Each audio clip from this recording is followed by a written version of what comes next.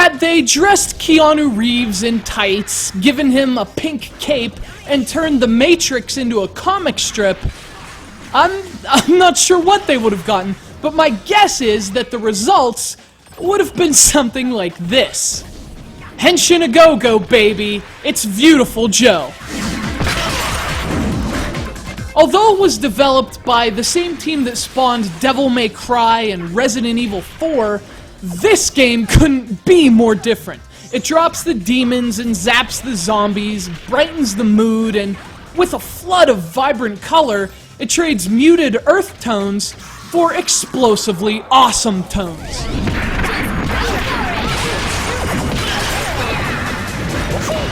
And you know, explosive describes a lot more of this game than simply its color palette.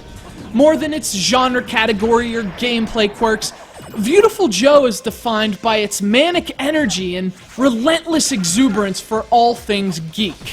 From comic books and superhero flicks to video games themselves, Viewtiful Joe celebrates geek culture with as much passion as in-your-face enthusiasm.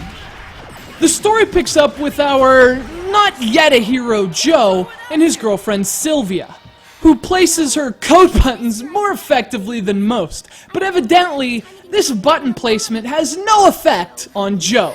Oh, why don't you show me some off-screen action? Whoa, Sylvia! Cut it out! I said cut it out!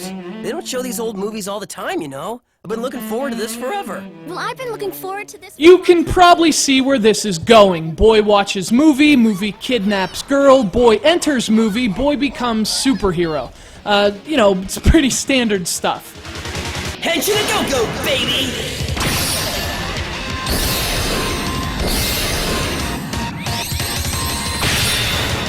And at first glance, the gameplay looks pretty standard too.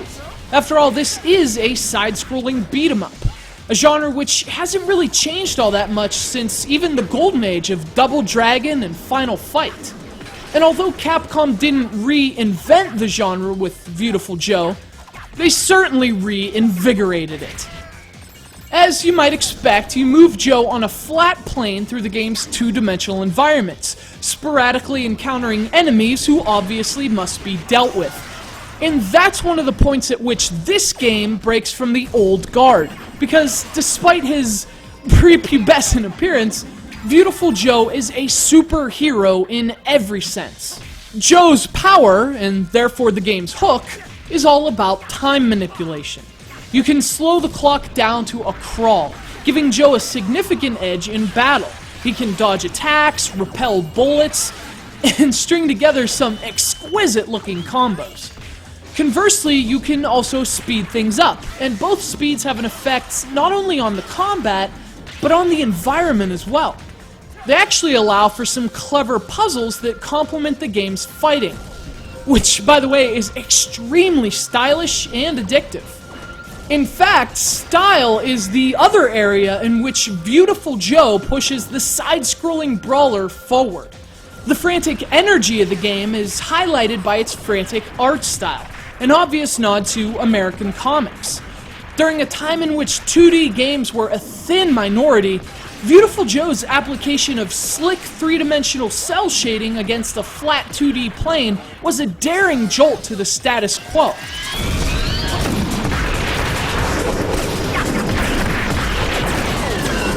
And more importantly, it resulted in a hypnotic-looking game that almost felt like an interactive comic.